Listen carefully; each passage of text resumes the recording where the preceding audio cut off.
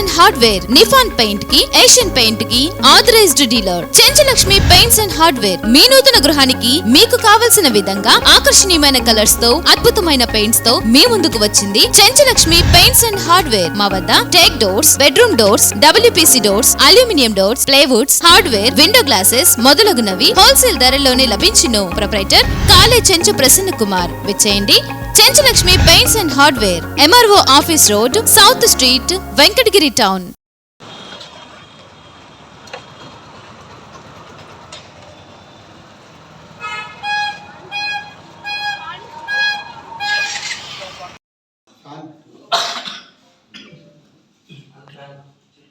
Sir చూడండి sir.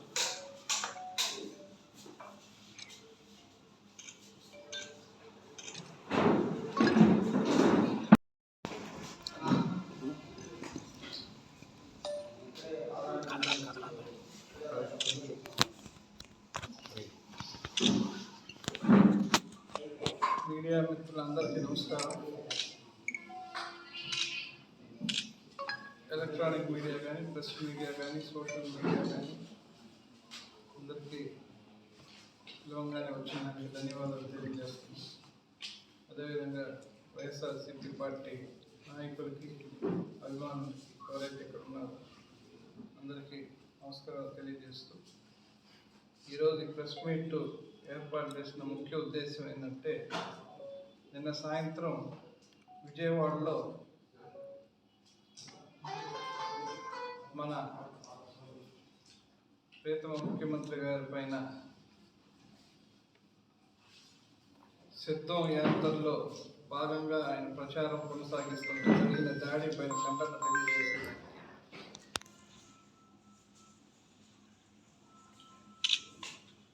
ఇటువంటి దాడులు ప్రజాస్వామ్యంలో జరగకూడదు. ఇటువంటి దాడులకి ప్రజాస్వామ్యంలో హింసకి ఎటువంటి స్థానం ఉండదు. అది ఈ ఎలక్షన్ ప్రచార సభలో ఒక రాష్ట్ర ముఖ్యమంత్రి ప్రజలకి అత్యధిక సమీపానికి వచ్చినప్పుడు దాన్ని అవకాశంగా తీసుకొని దుండగునేటువంటి దాడి చేయటం చాలా దుర్మార్గమైన పని. అందులో ప్రజా ఆదరణ అత్యధికంగా సంపాదించిన ముఖ్యమంత్రి అయిన ఇటువంటి దాడుల వల్ల చాలామంది మనోభావాలు కూడా దెబ్బతింటాయి.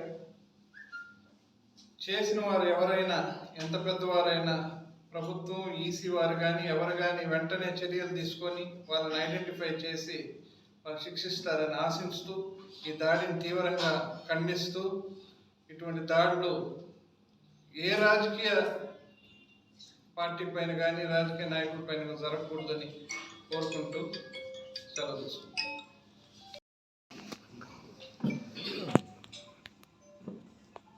ప్రజాహితమే తన మతంగా, జన సంక్షేమమే తన లక్ష్యంగా పనిచేస్తున్న మన ముఖ్యమంత్రి శ్రీ జగన్మోహన్ రెడ్డి గారి మీద నిన్న రాయితో జరిగిన దాడిని తీవ్రంగా ఖండిస్తూ, ఇటువంటి దాడులు ఈ ప్రజాస్వామిక దేశంలో జరగకూడదని, ఇటువంటివన్నీ జరగకూడదు. శాంతికి నెలవైన మన ఆంధ్రప్రదేశ్లో ఇటువంటివన్నీ కూడా జరగకూడదు. ఏ పార్టీ వాళ్ళకైనా సరే ఇటువంటి హింసా ప్రవృత్తి, హింసా రాజకీయాలు జరగకూడదని తెలియజేస్తూ, ముఖ్యమంత్రి గారి మీద జరిగిన దాడికి మేమందరం కూడా తీవ్రంగా ఖండిస్తూ మా వైఖరిని తెలియజేస్తున్నాం. నమస్కారం.